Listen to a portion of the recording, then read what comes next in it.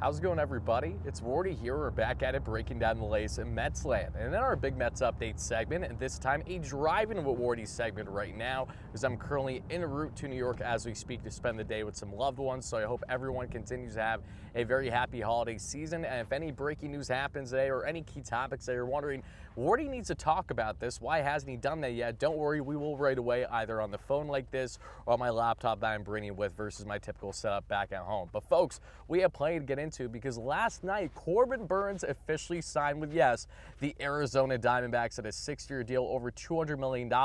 Why were the Mets not heavily involved in his market as much as maybe a lot of fans initially believed or wanted to believe, that being the case in the Corbin Burnes? Why did he decide to go to Arizona versus other teams?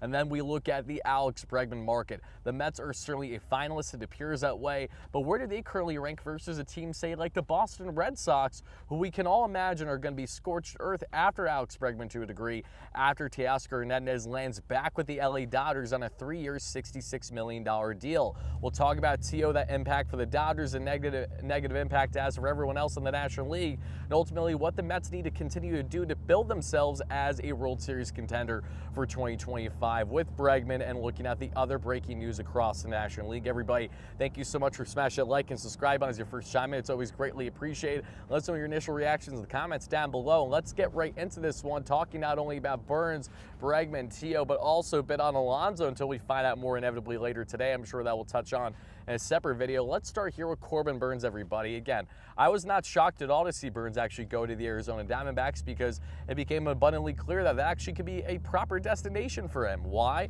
He is a Arizona native type. He resides in Arizona currently, usually where he spends his off seasons. He just had twins, him and his wife, so congratulations to the entire Burnes family. They're prioritizing a long-term deal in which he gets an opt-out after 2 years. So if he wants to opt out and look for a bigger bag still in the prime of his career in his early 30s, Burnes can certainly do that with the Arizona Diamondbacks. Now, why did Burnes sign with Arizona outside of that personal preference and that West Coast bias? Well, also the state tax goes in hand too, because he turned down larger long-term offers from both the San Francisco Giants and, yes, that being in the Toronto Blue Jays. But the same way that both San Fran and the Blue Jays have trouble at times, that once again held true here in the hunt for Burnes, because Burnes took a contract that on the forefront seems like lesser money, but he's still making great value when looking at the different taxation state by state. And then obviously the taxation difference from Arizona versus what you would be having there in Toronto is significant, at least to some, depending on who you're talking to and what they're prioritizing when looking at the taxation type of things. But regardless, everybody, the point we're trying to make here is that Corbin Burnes had this preference out west. He had this preference specifically to be playing in Arizona to help him and his family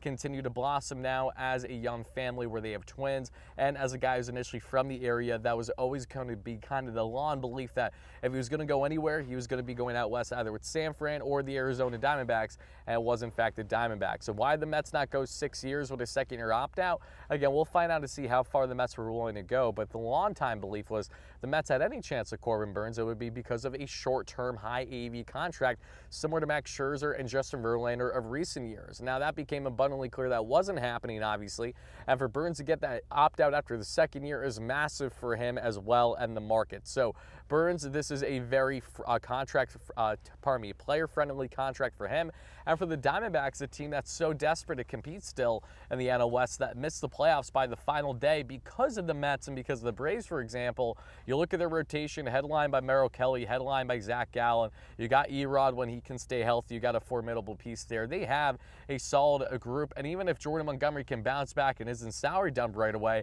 he can be a formidable option. Now you add in there what they just brought in Corbin Burnes, a true ace, and just like that, the Diamondbacks have one of the best true rotations in all of the National League. That's what's going to make them a problem. That is exactly why they're going to be a thorn in the Mets side and many teams' side throughout the course of 2024. Now, when we look at the LA Dodgers, bringing back Teoscar Hernandez, why does that bother us Mets fans? Because the LA Dodgers quite literally just brought in Michael Conforto at a 1-year, $20 million deal, probably to basically be the backup option if T.O. wasn't going to return there. But now that they brought in T.O., they have an abundance of riches yet again there in their outfield configuration. Conforto, I'm sure, is going to dominate in a platoon setting there and is essentially now their Jason Hayward, their Kevin Kiermaier for 2025, but has higher upside and certainly has major pop, one of the sweetest swings of baseball, in my humble opinion, as a diehard Conforto fan. It will continue to be the case, but with the Dodgers only getting better, with the Arizona Diamondbacks getting better, we all know the Mets need to continue to make moves, which is why when we look at the Alex Bregman market in particular, there's been a lot of rumblings lately that the Mets, again, should not be taken lightly in their pursuit for Bregman. They are a top contender for him, and after seeing the Detroit Tigers like Gleyber Torres, there might be a less strength or less willingness to necessarily roll out the red carpet for Alex Bregman still.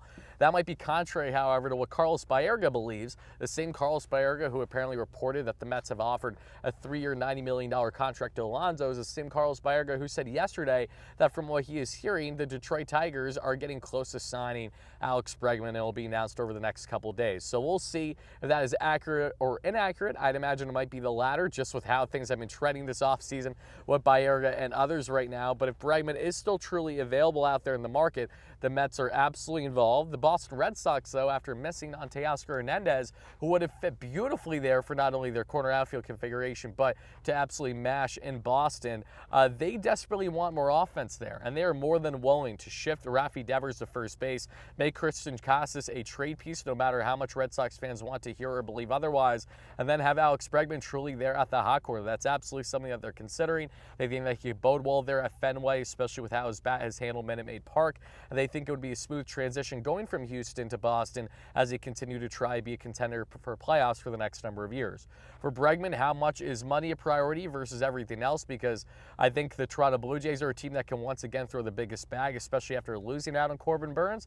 But whether or not they will do that for Bregman, I'd say 6-7 years, $200+ million has yet to be seen. So as long as the Mets are in this mix right now of a 4, 5, 6-year deal, 150 to 200 million, in that range where they haven't completely scoffed at the notion of bringing him in, I do believe that they're going to be a heavy contender till the very end here. And now it could be one of those situations where the Bregman decision is more clear, with Alonso having already made his decision to go back to the Mets or elsewhere. Yes, I think that'll naturally be the case one way or the other. Once one of these dominoes falls, the other will quickly fall after that. I don't think that they'll drag on much from one to the other. They're both Scott Boras clients, and even though it's, that Scott Boras is more than willing to wait these things out, is probably in the best interest of both the players here, and in the case of the Mets and how things have been operating for them this offseason, for all parties, if things can just reach a resolution sooner rather than later. Alonso's continued to back himself in a corner in this market, and it was a very limited one. We'll talk more on Alonso, I'm sure, later today. Should more news and reports and rumors come out on his front, with other teams either showing interest or where the Mets are currently out there negotiation for him.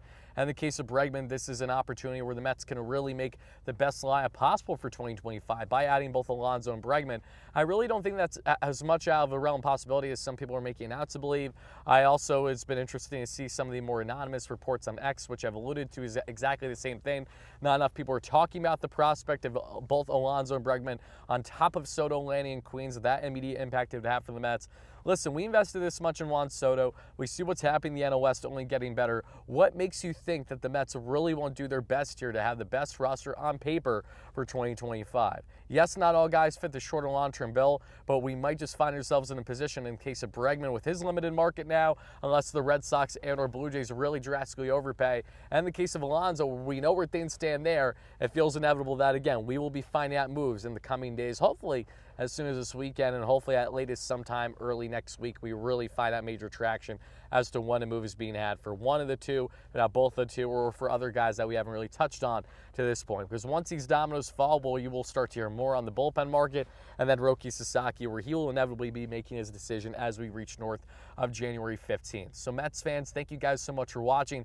Let me know your biggest takeaway in the comments down below on the latest with Corbin Burns, Teoscar Hernandez, and the immediate impact that has on the Diamondbacks, the Dodgers, and negative impact it has on the Mets and the other teams pursuing playoffs here in 2025 and beyond. And ultimately, with the Mets inevitably making moves, which player out of the two, if you had to pick, and the Mets were not able to land both, are you more in favor of? Pete Alonso or Alex Bregman? Drop them down below. Thank you guys again so much for watching. As always, no matter what, let's go Mets, baby. Peace out.